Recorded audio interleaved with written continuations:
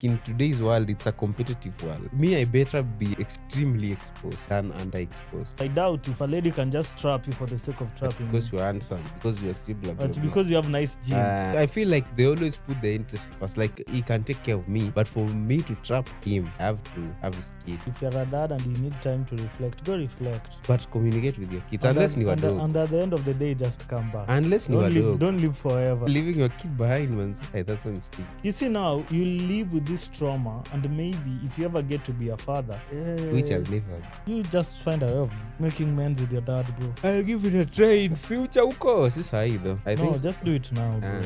You don't know what the future holds, man. Dude might decide to poof again. Never been paid to show up. From the way I look at it, bro. Because okay, fine, I'm mad at the government because things are not working, to be honest. But if they say there's a protest tomorrow, do you think I'd show up? In this world, so long as you're alive and you're healthy, man, just run your.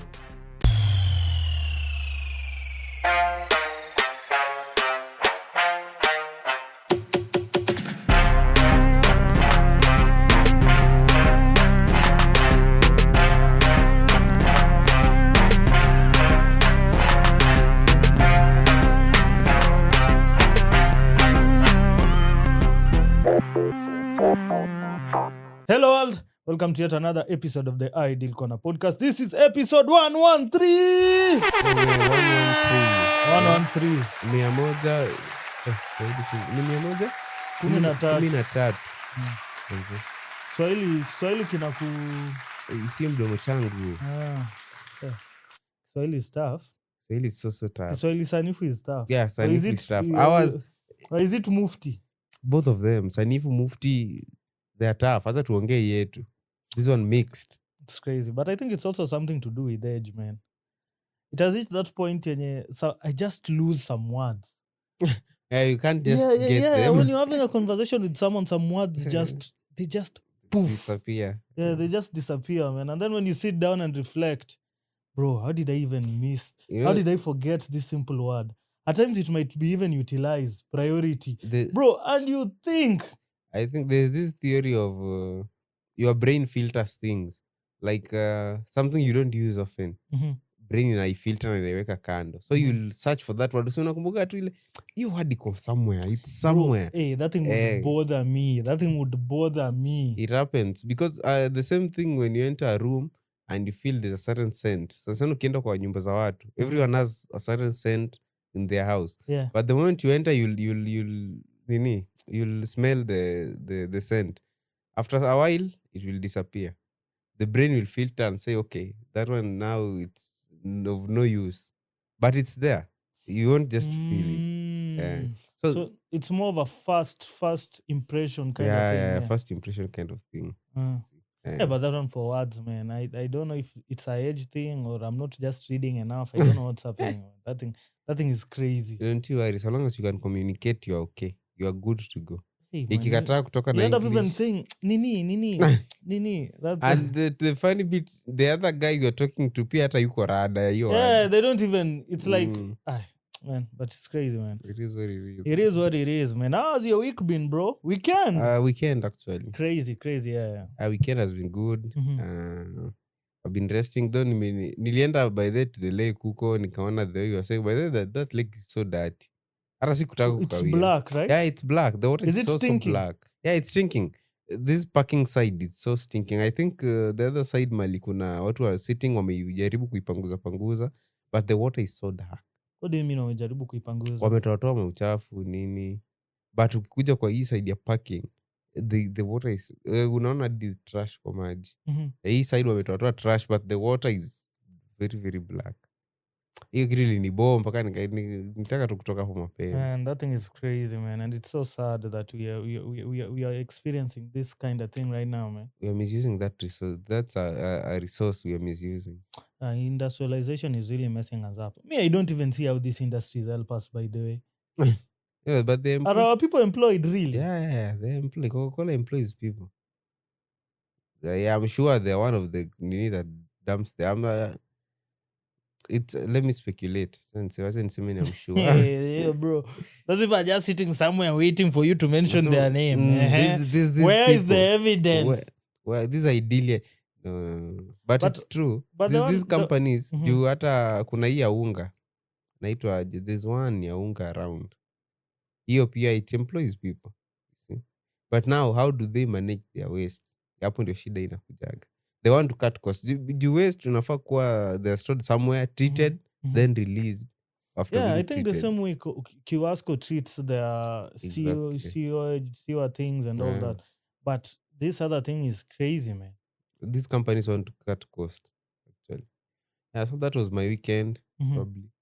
Iliisha vizuri. How did your photo session go, man? It was okay. It was okay. With those looking kind of babes, bro. Bro, unakaaga tu hapo kama umechoka. I was like hii kitu inaisha. You have some funny clients, bro. I just pity you, man. Those are Kisumu people, man. Our clients, those are them, man. Kisumu, hao wenye unataka wako hapa. See? Hao unataka wako. Unless you deal with the corporate world. Huko unaweza wapata mmoja mmoja. In Kisumu, if you look at the clips, when okay, chana na the clients that I was shooting, the others who are there, the others, hakuna. But isn't that place just for that particular kind of people? Yeah, exactly. Hiyo ndio kitu nimekuja nikagundua. A lot of these places, even at Taylor, hey bro, I saw some fine babes at Taylor. Walai. Wow, I was there on Saturday. Or wamewaleta to like, this is crazy, man. And everyone has an iPhone 17 Pro Max. Where are you people getting money, bro? Loan, bwana. I'm not hating, but that's loan.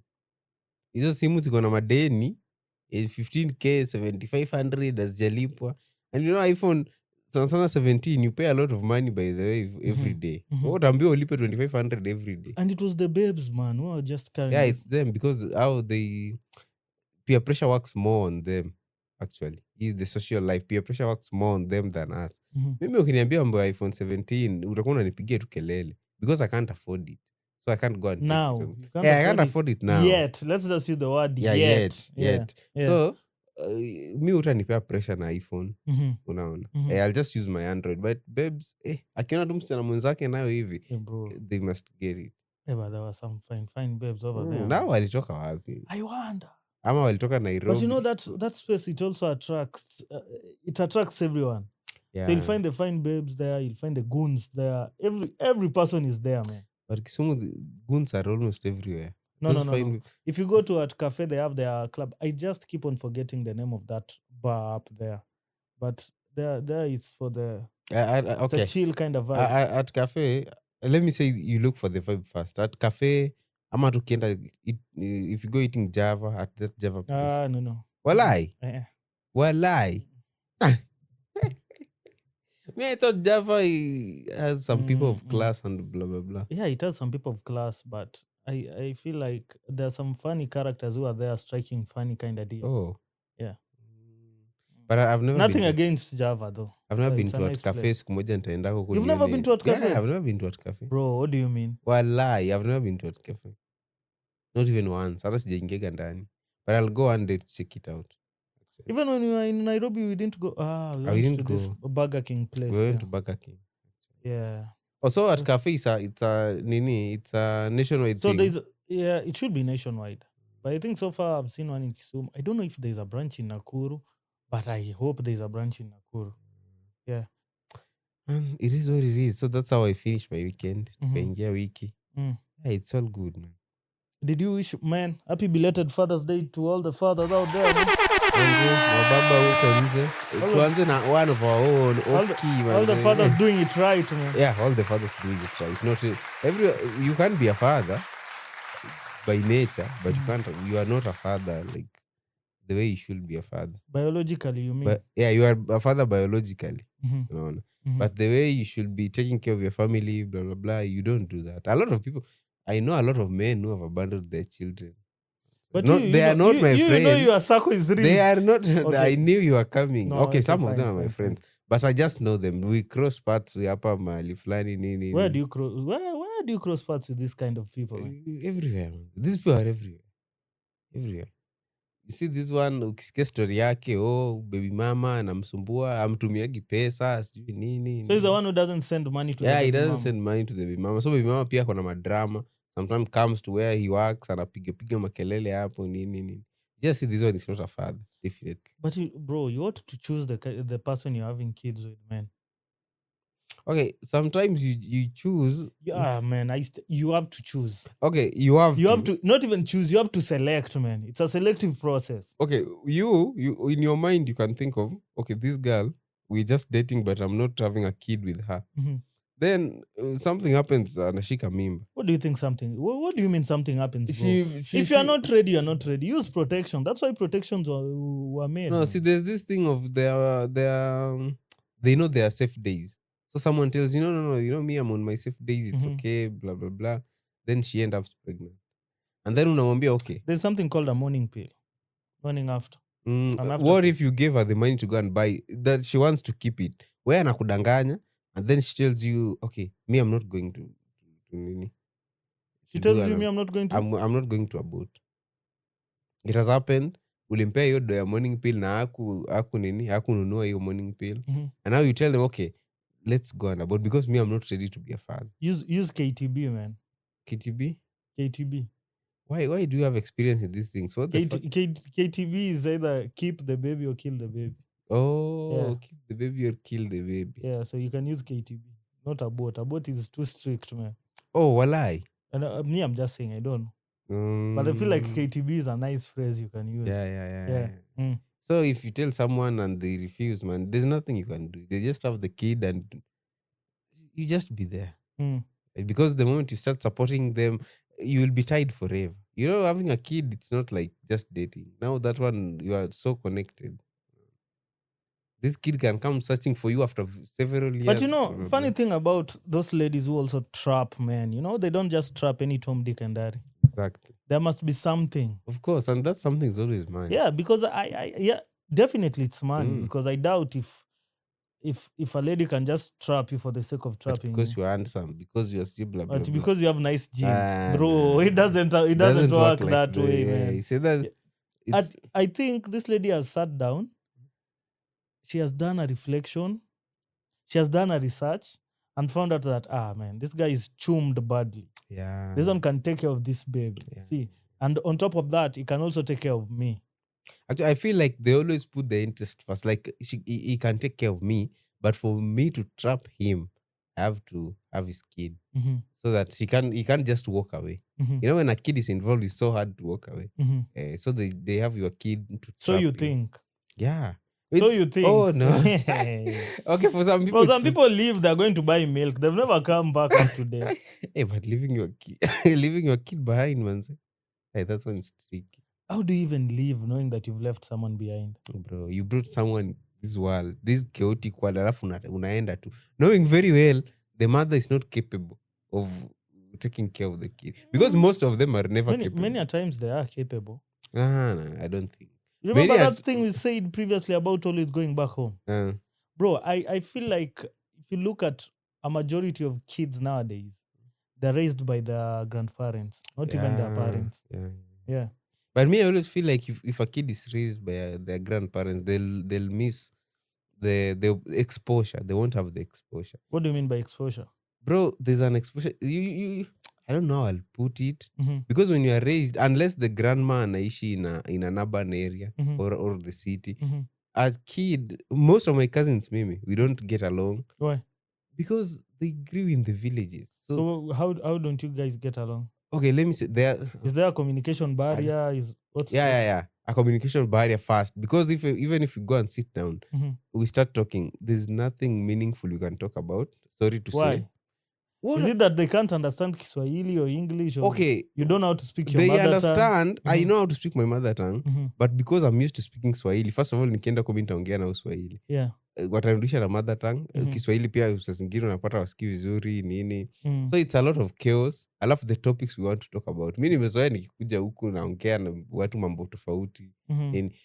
Mambo za tahao. Nikienda home napataga it's very hard. And then sasa ukiwa-avoid, they start saying, unajua huyu sasa sijui anajifanya aje, blah, blah, blah.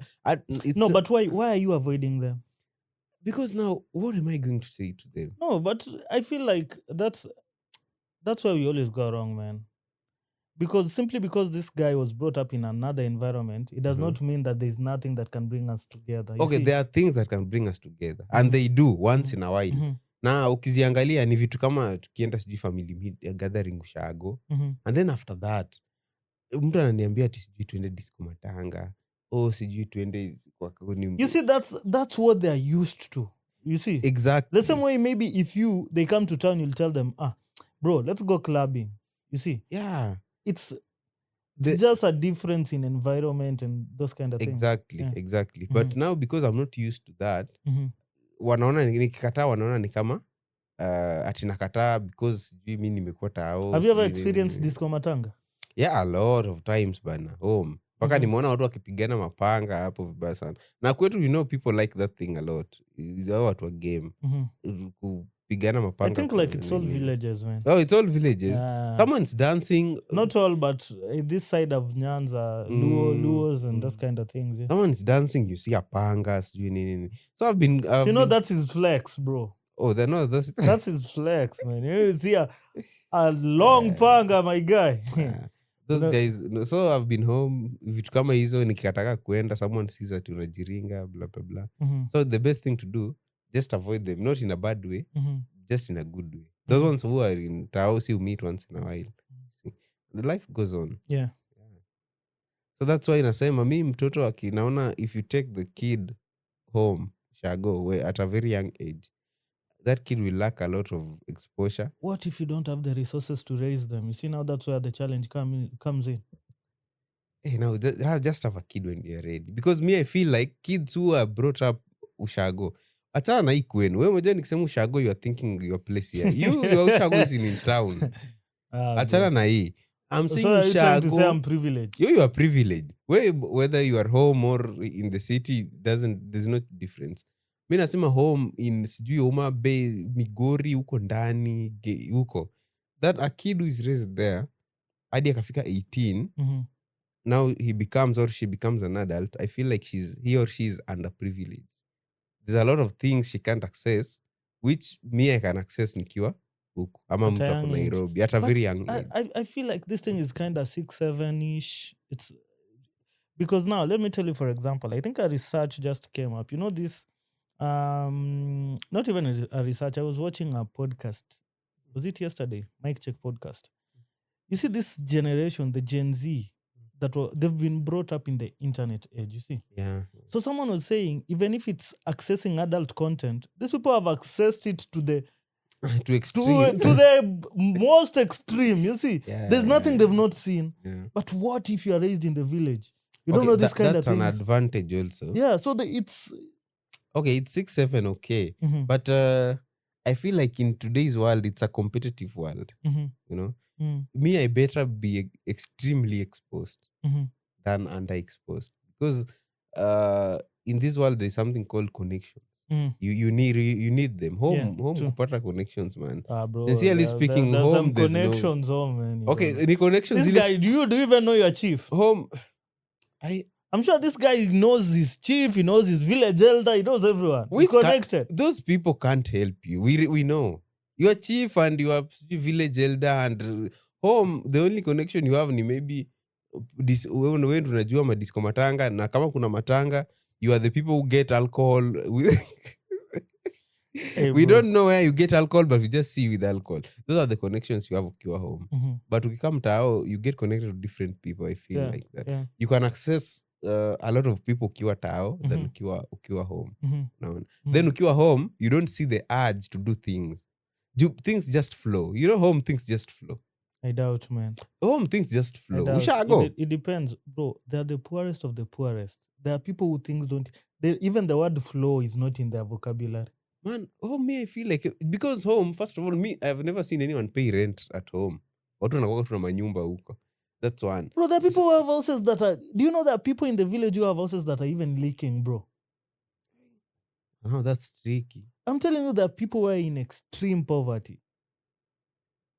No, that's tricky. Even a mud thatched house, bro. There are some patches within the... I will sell the land. Because that's... And then where will you go and stay? I divide... Maybe even the land is not yours. Someone just divided the parcel. For you to stay. Yeah. Then I feel now the best thing for them to do, let their kids be... They better suffer in the city. No. then now they'll end up being street kids. I'm a goons. Now that's the problem. So that's why I'm telling you, it's a 6-7 kind of thing. But me, I feel like the city is more advantageous. Anyway, we were saying happy Father's Day to the responsible fathers. To all the fathers, bro. No, to the responsible fathers. To every Come father. on. Man. How can you know there are people who can sire kids out here, bro? How can you be wished a happy Father's Day and you're not a responsible father? You're still a father. The word there is father. Not responsible. The word there is father. You are a parent. Hey, you are a parent. If you are a dad who is not responsible, you are a parent. Still a father. Yeah, but you're just a parent. You should retain the parent. Even a mother who is not responsible is just a parent. You know? Fathers who are responsible, happy Father's Day to them. And it takes a lot to be a father. Hey, kuwa baba ni ngumu, man. What do you have against your father, bro? No. I don't have... You see, the way you're speaking, you are now becoming too much personal. I have nothing against him. Ni venye tu atuongeagi mingi. Ni ule tu mtu kuwa nini. So you didn't even wish him a Father's Day? Come on. I've told you only to responsible fathers. Man, that's bad, bro. You need to reconcile. No. You need to reconcile with that man. The thing is, I feel like there's a lot you're missing out in your life. No, I don't. I'm telling. Okay. I'm certain there's a lot you're missing out in your life. I can only miss it if kama singekuwa nimefika 18. Now that I'm 18, I make my own choices. You see, now you live with this trauma, and maybe if you ever get to be a father, which I'll never be. Start with. Never say never, bro. No, you have my kid. You do. How did you? Ulisema niite aje? Nini? T what? KTB. We go KTB. Walai. Tena ukikataa we do it by force. Inakuwekea kwa food. You never see yourself being a father, bro? No. Being a father is too much. It's too much, man. Taking care of someone. You don't know if you'll do it right. It's your first time. So, a lot of things can go wrong. That's why I'm saying you should never you should never judge your dad, bro. I'm not judging. With him also, maybe it was just trying to make ends out. Figure things out, make ends meet. It's not because there's no manual, you see. There's no manual, right? But that's no a reason to be a shitty dad. There's no manual, okay? First of all, why don't you do that? That one's an excuse. There's no manual. Because the fathers who did it good. Who did it right. But right or wrong is also... it's not 6-7. The fathers who did it right, they didn't have manual. How pia ilikuwa their first time, but wakaona tu, by the way, you are a human being, you have your senses. No, this one is right, this one is wrong. No. If you have that, you have no reason. And so why would you think your dad is a shitty dad? What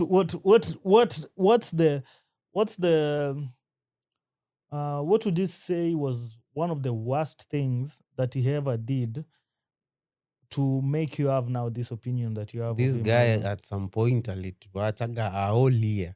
Sijui alikuwa ameenda wapi. I think they had some disagreements with my mom. Ukimuuliza anakuambia, these are my issues with your mom, nyie mfai kuingilia. So I'm like, but that's true. No. Bro, that's true. That's 100%. The fact that, no, that's also an excuse that parents use. No. The fact that it affects your children, they have every right to know what happens. See that it's between you and if it's between you and the mom, then that's also, excuse. Did you ever try reaching out to your dad when he left? No. You didn't try reaching out? Why? I was in his space, alikuwa anataka. I was giving him that space. Then did he tell you that you wanted the space? I know. My mom told me. He told her. You see that one. You see, it's a thing. Maybe this thing of someone told me. You should have had it. You should have had the first experience from your dad. You see, this someone told me. I was told by who and who. Why can't you just go and get the first-hand information from them? Okay, the thing is. Have you ever had a discussion with your dad about since that day, since she told me about, it's between me and your mom, since that day things have just been haywire. Hatupatanagi vizuri.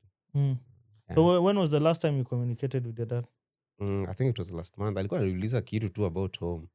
Ni tu hiyo. We only communicate when we need to know something or si ile checking up on anyone, because that will be a fake. Unajua wale marafiki check up wakitaka kitu kwako. Atiniaje Oscar, imekuwa siku mingi bana. Bana nimekuwa hapa hivi man. Hiyo ni nakwambia leo, alafu kesho sijawahi kupigia. Leo nakwambia ati Oscar ni aje? Siku mingi unaendelea aje? After nilikuwa tuna check up. Then nangoja leo inaisha. kesho inaisha, then the other day Oscar bana sijui niko na shida Unaweza fulani kuwa na hapa. taa hapo No, hivyo. that one would be someone who is messing up with you. So I better just text you, Oscar, najua tuongeagi but niko na hii na hii na hii na hii na hii. Yeah. Hapa me I would prefer that one than this fake nini. Alafu kuna vitu zikishafanyika in your childhood, I don't think you can't right the wrongs. You can't. Vitu kama like parent child relations zikiharibika huko mkiwa nini, I don't think you can always mend them to 100 perfection. Hiyo ni kitu ya ni this way or this way. It's either you are good with your parents or you are bad with them, and you can't change that. So mi napenda kuaccept reality hivyo tusongage tukisonga. There's no need of going sitting down with him. Okay, he'll explain, I'll say my side nini. Yeah. But nikitoka hapo the hate ilishakuwa, you can't remove it. So mi hivyo ndio mi uiona. Yeah. So I think that's you've said that's the worst thing that your dad has ever done. What would you say is the best thing that he ever did that you said, man, this guy loves us? Okay, aliwahi tupeleka vacation time fulani. I was somewhere, I think it was in ile place ilikuwa inaitwa someone huko Kikuyuni between Nyeri. Nyeri ama Meru. No, Meru sijaenda, Nyeri. Meru tulienda na. Oh, Meru tulienda time ya Nyombo. Yeah. I think ni Nyeri, somewhere in Nyeri huko. But we were young. And I think hizo memories while we were young, we took them raw. Unaona. So venye lini nice hivyo, hiyo ilikomaga na mimi kabisa. Yeah. We were somewhere in Nyeri. Tukakaa kitu kama 3-4 days. Unaona. It was all fun. Niliskip school. Hiyo time shule zilifunguliwa. Akaniambia kuna shule. We went there, be there for 3 days nini. Tukaenjoy there tukarudi. Hiyo imekomaga kwa akili yangu hadi leo. Okay, there are some things pia amefanya nini, but hiyo ilinibamba sana. So hiyo I always put it as one of the best things yenye amenifanyia. Yeah. And that relationship is kind of inakuwaga heavy. But during this time that maybe he was taking you for the vacation, did he have a job and were things working out well for him? He had a job. Things were working well. And this period that he left now, did he start? Things were still working well. Though alikuwa na issues job though. But alikuwa na, in fact it ni place yake. So it's a place called Asika. I think they deal with engines. So ilikuwa place yake. Things were job huko alikuwa na mambo yake nini. Home pia I think akakuwa na mambo yake. Yeah. Toka hiyo 1 year. Then he came back later after that year. Man, you should be lucky that he came back, man. You know, some fathers never... Okay, some fathers never... They left and they left, man. They went and went. They went and went, bro. Yeah, which is also okay. But you see, the fact that, again, that one, I feel like inakuwaga an excuse. Watu wakishafanya kitu mbaya wana. The fact that there are some fathers who left and left doesn't mean that now you have the right to leave and you just come back and, you know, I came back. There are some people who just... And me, in some way, I kind of understand your dad, bro. Because maybe he left simply because he knew that if he had stayed there, maybe he could have showed you a side of him that he didn't want you guys to see. Maybe the way you could have acted when he was there could have even made you hate him more. If you hate him, that is, you see. Yeah. But I feel like communicate. That's why me upenda to communicate. Just communicate. Na hiyo time alikuwa anatoka si ati we were that young. I think I was in class 8 or I was in class 8. Naenda kufanya nini? We were big. My eldest brother alikuwa anaenda kufanya form 4. Then I have a sister mwenye inafuata sasa. Yeye alikuwa huko ma form 2. So we were big. Angetuweka tu chini tuambie by the way naenda for the fact kitu liniboni he left. Like you know someone anaenda job asubuhi na arudi. Hey, you know, that's a very stupid way of living people by the way. Wezi toka tu tunaenda job. Sasa wewe utoke hapa uende job alafu kose kurudi. I didn't mean to laugh, but that no, the way you expressed it was funny. No, but it was crazy, man. Wezi toka tu ati asubuhi naenda job alafu urudi. Mimi najua mtu akiendaga unakalisha tu watu chini. Si ungoja hata mamangu atoke. Kienda hizo shughuli zake then wewe tuweke chini tuambie by the way. I respect that guy, bro. No, you can't do that. I respect do that to your kids, Oscar. Niambie, you will tell me if your kids will love you. Ati uende tu siku moja utoke job na udisappear in there abais uende kabisa. Bro, your dad decided to come back even after 1 year, man. Maybe that means during that period maybe loneliness ilimchapa. You never not know. Loneliness. That I'm sure there's some way this guy maybe within that period of 1 year, he tried to communicate to you guys. Maybe, man. But maybe because they had whatever was going on between him and your mom. So, but hey, man, well, maybe one day you'll get to sit down with him and really find out what. I don't think so. Yeah, you just have to, bro. I don't. You just have to. You just Why? have to. Why? You know, wanasemaga aje? In this world, so long as you are alive and you are healthy, man, just run your own race. Ukianza niseme aje? Like I should make things right with this person. Doesn't matter who they are by the. I should make things right with this. Hizo vitu zitakushika nyuma. No. You should make amends, bro. I don't. You should. For me, I feel like you should try and make amends. I think you should try and make amends. Don't just walk hurting people and then leaving them the way they are. You never know, man. Kids will know one day, man. Maybe you never know. You might need these people when you get somewhere. That's true. That's also true. Mm-hmm. But I find it so hard to do.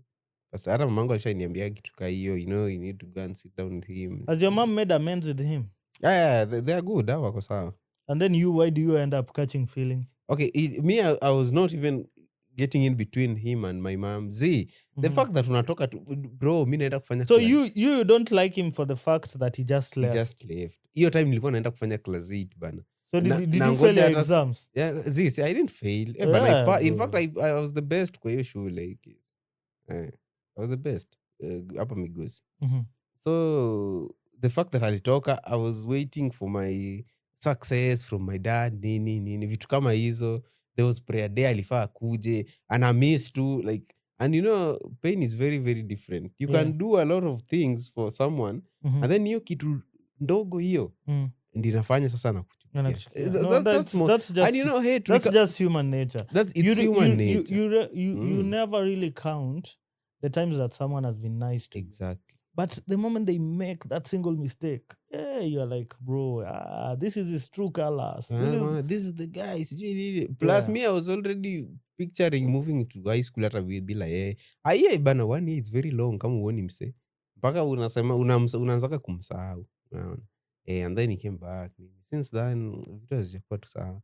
So to the dads out bana, I don't know manual mtatoa wapi, but be the right dad. For me, I'd say, bana, if you're a dad and you need time to reflect, go reflect. But communicate with your kids, unless ni wadogo. And at the end of the day, just come back. Unless ni wadogo. Don't live forever. Don't go forever. Don't go forever, man. If you go forever, that's a totally different story. And a lot of dads just walk and go out. And I'm told people raised without their dads, or people who don't have good relations with their dad, they become toxic people. Yeah, it's true. Not even dad, I'd say parents. Both parents. Both parents. Yeah. Because someone even said, if you marry from the right family, and the right family.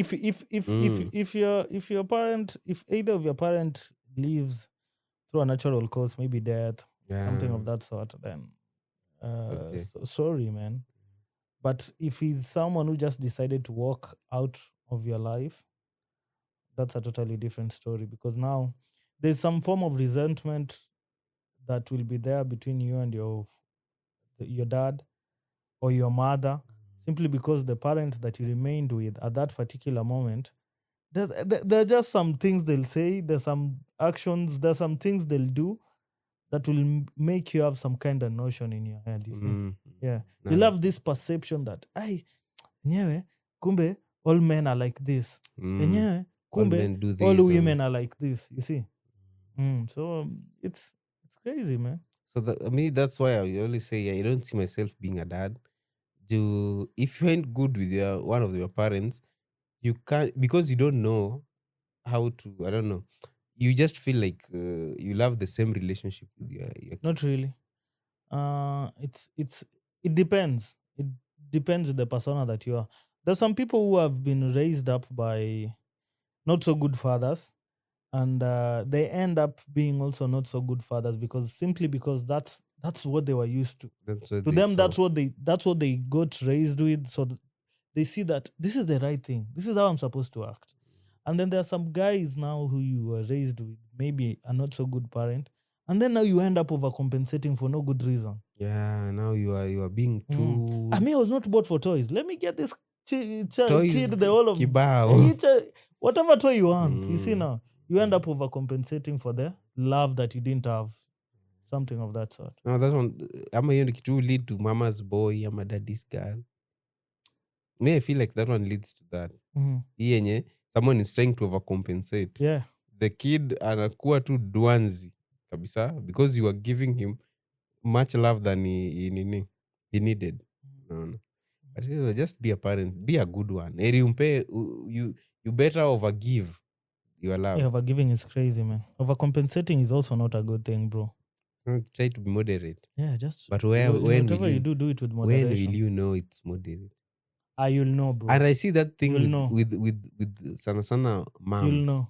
Yeah, moms. Yeah. They do that a lot. Sana kama it's a boy raised by a single mom na overcompensate. Now that's why it's fucked up. But it is what it is. So long as I'm embraced. Those boys, man, they tend to be crazy, man. That is crazy, man. You just find a way of making amends with your dad, bro.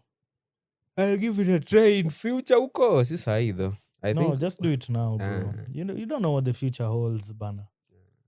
Dude might decide to poof again. And this time forever. Nah, you know right now, even if it goes, I wasn't bothered. You know, so that side, that time I was a kid, nini. You thought that things should go the way other... And you know, the funny bit about being a kid, unaonaga venye ya marafiki zako inaendelea. You see the family of your friends, kiendaga huko wakona baba yao, they laugh, they do things, nini. Narudi home, baba ilitokaga sijui how many months ago hujamuonaga. Unaona vitu kaa hizo. Inakubo, inapita. Unaenda shule kesho. Nini. So that thing used to bother you a lot. Yeah. Hiyo kitu ilikuja kanibo. Nikasema huyu jamaa hata mimi sitaki kumuona. So that's what really happened. Pole, man. Even uni, actually, I'll just tell you one day of these stories of my uni. Kukosana na actually, that's why even I left uni. Why? I don't know. That guy was just being too much. So he was the one who was sorting out your fee? I was the one who was sorting the fee and blah, blah, blah. And I don't get along with him. So anytime we want to talk about saa zingine naenda na crash out na yeye vibaya sana about fees and nini. So nionaga hiyo nikasema bana, just fuck it, don't even pay. I'll just get out. I'll go back to school when I'm ready and I'll pay that thing for myself. Man, that's crazy, man. Yeah, it's fucked up. So when you told him you're leaving, what did he say? Aliambia you don't try. Jaribu kutoka hapo. Bro, so you just left because Timo, man. Bro, you know, let me tell you, it's one thing to have you know, I see the way you see it because you and your dad for this period nimekujua wewe na babako nyinyi mna kama mandugu. you are like brothers, so that's why you don't see it from this angle of mine.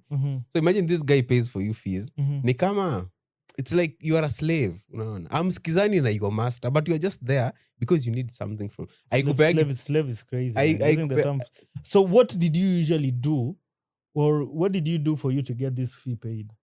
What did you have to do to get this fee paid? I had to... Actually, lazima ningemuupdate about my school, blah, blah, blah. But what's wrong with that? That's what all parents expect. Okay, they expect... Yeah, I don't expect me to be paying fees and then kumbe you are just out there playing.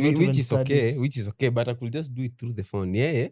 Alikuwa nataka lazima tukutane, we sit down.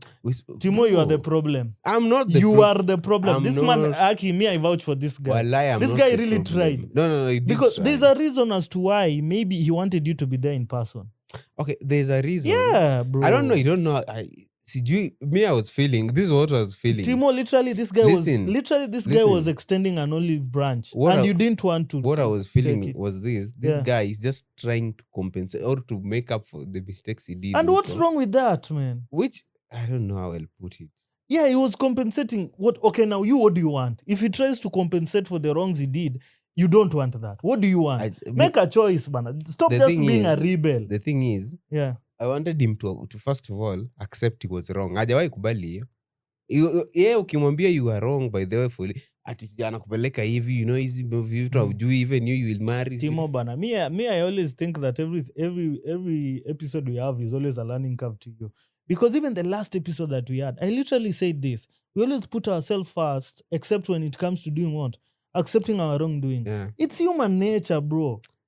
It's human nature. I'm sure even you, there are wrong things you've done to him that you can't even accept. Which is okay. It is not okay, bro. Okay, it's not okay. Yeah, it's not not okay. But okay, what I felt was this guy ni kama niseme aje. I'm just doing this thing like I'm doing what he wants. Hata niseme kitu kama What's hiyo. wrong with that? He's your parent, bro. Okay, he is my parent. he was his crazy. He is my parent. He is. Bro, hey man. Let me say that 1 year that this guy left just changed the perspective about me, about yeye kwangu venye mi namuonaga, unaona. So hiyo ilifanyaga hatupatani vizuri. So anytime we met, lazima tu tungegombana. Anytime we met. And I'm sure you are the one who will start the argument. I'll just ask him. Na yeye pia ni mtu anapenda kuargue. Unaona vitu kaa hizo. Si mtoto wa nyoka ni nyoka. So it's like, man, this is too much. I'll just come back. I'll do my thing. Yeah, go usijali. And that's how we left. Bro, you just make amends with the guy. Go back to school. Learn, soma. Whatever he wants. If he wants you to brief him in person, via phone, you have to travel to the village, you have to travel to where. Just go and brief him, bro. It's never that serious, man. It's just, and I'm sure, man, you know,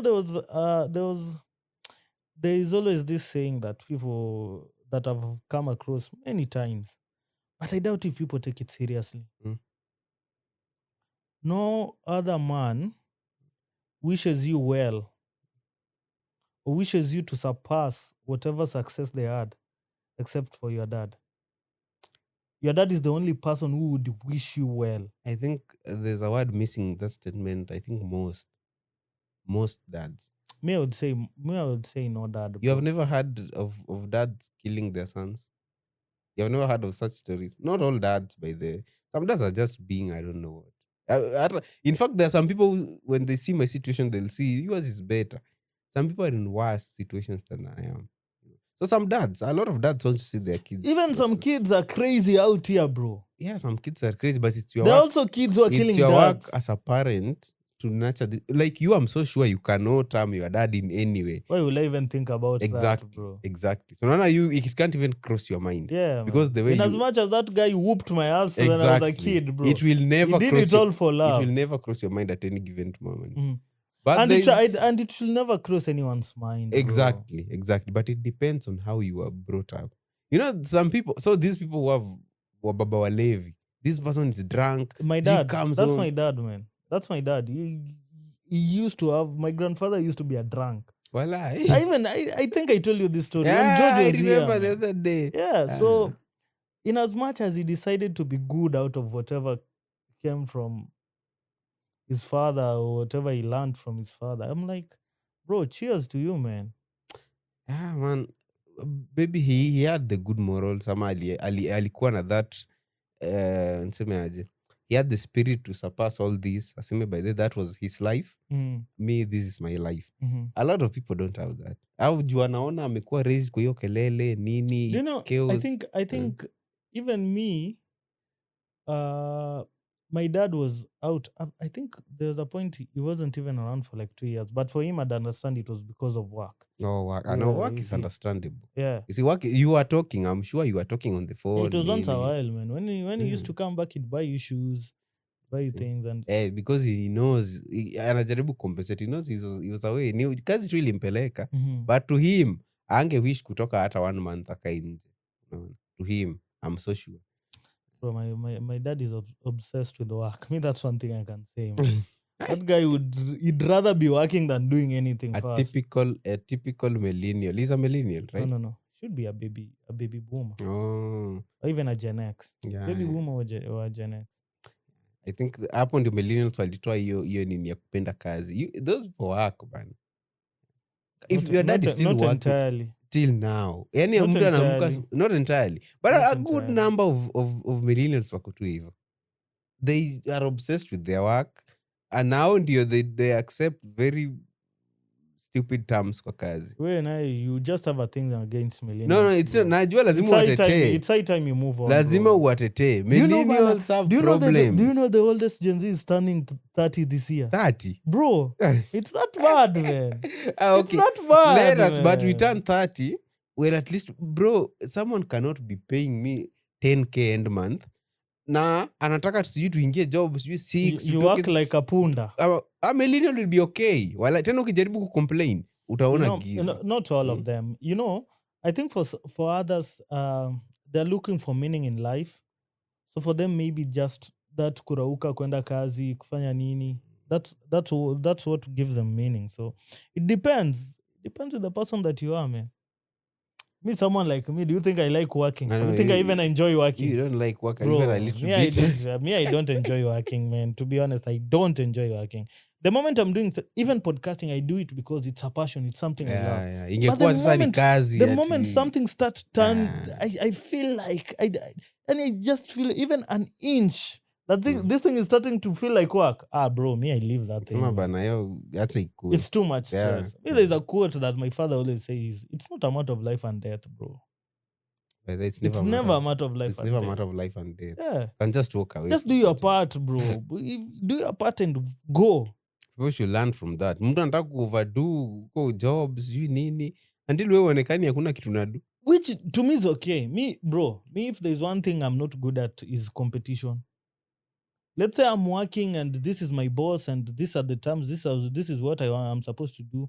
And then now someone comes in, they want to show us if they're the ones who know. They overdo. Bro, me, come and overshadow me, bro. Me, I don't care. Work, you work, bro. You do whatever you have to do, man. Overshadow me. I've allowed you, bro. That's what people like outside. Yeah, with the intention of maybe nitapewa promotion. Yeah, man. Maybe atatolewa hapo niwekwe. Just nonsense. Bro, by all means, me, I'll give you space. Peter, enda na yo speed unaenda, bro. And it never ends well to start with. Me, I always say, man, to me, I feel like if we can just learn how to coexist, bro, the world could be a better place. I think the world's by design for us not to coexist. It's just there's also design. that. That's why we have these positions at yours, nini, following. Crazy, man. I think I just have an ideal mindset of how the world is supposed to be that at times I just zone out. Just create your own world, man. Just live in your own bubble. Yeah, live in your own bubble. At times it's not bad to be just living in your own bubble. Yeah. Because the world is messed up, kabisa. Mm-hmm. Timo, man, I wish you make amends with your dad, man. I'm looking forward to that day. Try maybe one of these fine days. But uko mbele, sahi.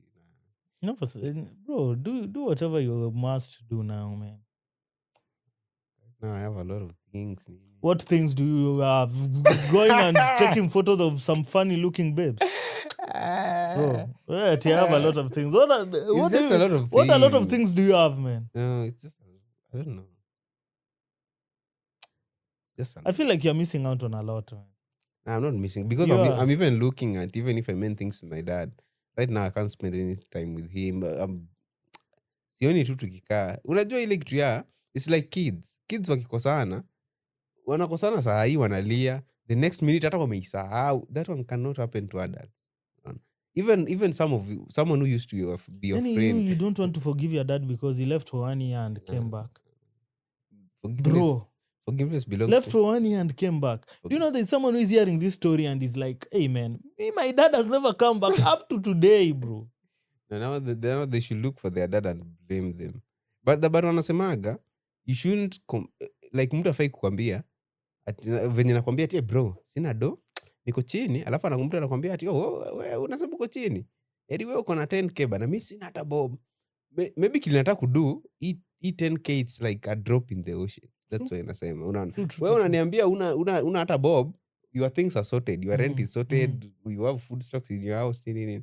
Unaniambia una hata bob, yeah, it's true, man. Because some people say that, bro, I might be a millionaire, man.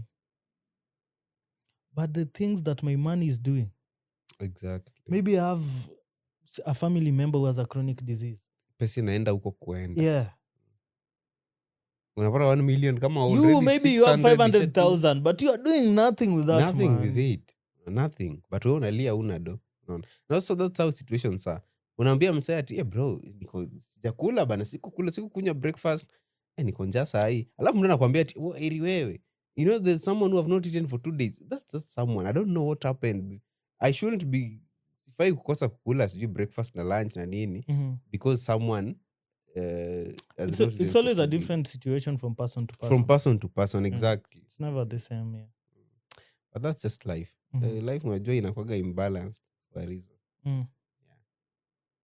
And that's crazy, bro. Yeah, man. I think tomorrow would be June 25th. And there's a lot, man. There's a lot. People. I think the opposition has organized. Is it a protest? It will be a peaceful, not even a protest. That one is just a what do we call it? A day that you do to remembrance or a memorial. A memorial. It should be a memorial. Pole tu watu watembe. But these opposition people want to turn this thing into a protest.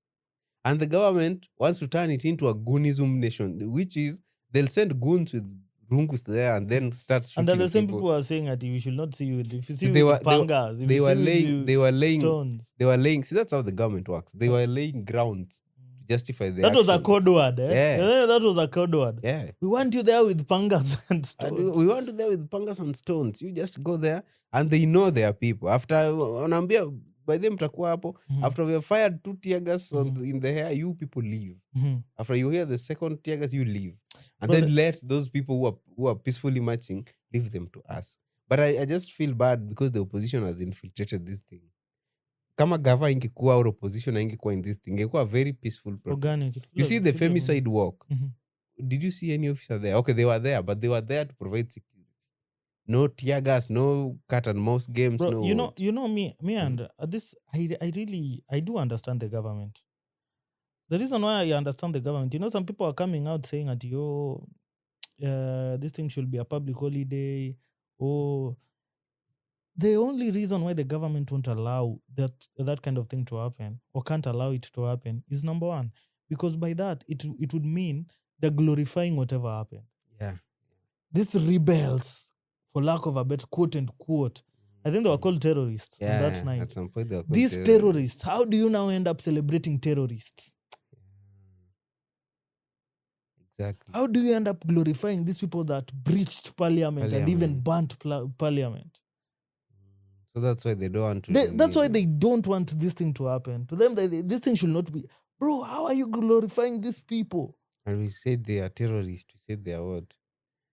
But I think Kenya place imefika or the way we are headed to, we can't just we can't be controlled by the government when you wanadhani. This is not Uganda.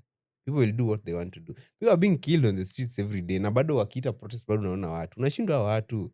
They don't fear bullets ama shida ni iko wapi. Because anytime people go on the streets, 1 or 2 people are shot dead. For me, I'd say most of these things, they're not generic. People are being paid. Yes. People are being paid to show up. That's one thing I can. For me, from the way I look at it, bro. Because, okay, fine, I'm mad at the government because things are not working, to be honest. But if they say there's a protest tomorrow, do you think I'd show up? Nah, you won't. I don't think I will. Why?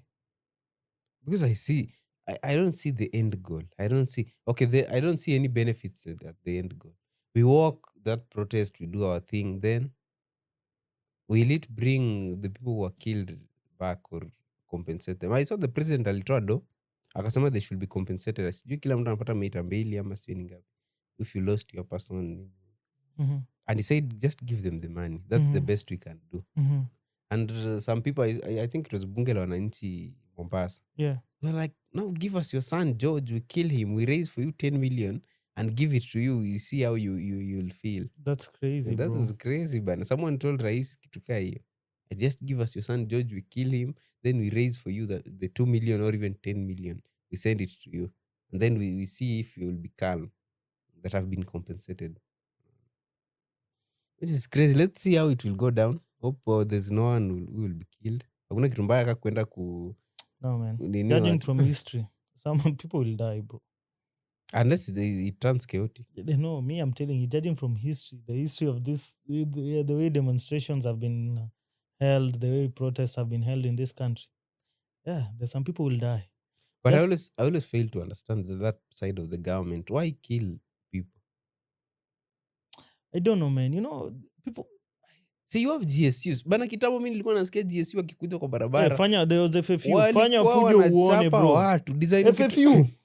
Hey, people feared those guys, bro. No one was killed, but kuna watu wakitoka hapo they will never walk. Wataka kwa wheelchair forever because of the rungu zenye walipigwa. What happened to that team ya GSU? No, for me I feel like, why would you have live ammunition during protests? Exactly. Why?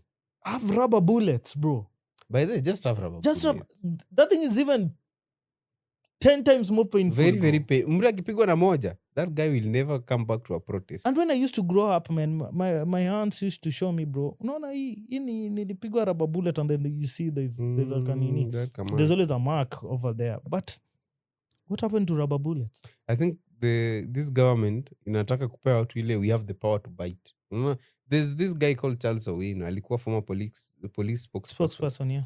That guy tells people how the police works actually. Watu ndio wakwagi keen vitu anasemaga the police or the government lazima ionyeshage raia you have the power to bite. Otherwise msiponyesha hiyo the people can do you bad. Yeah, true. So once in a while in this protest you must kill 2-3 people so that people can know, by the way, if you do this, man, these people can kill you.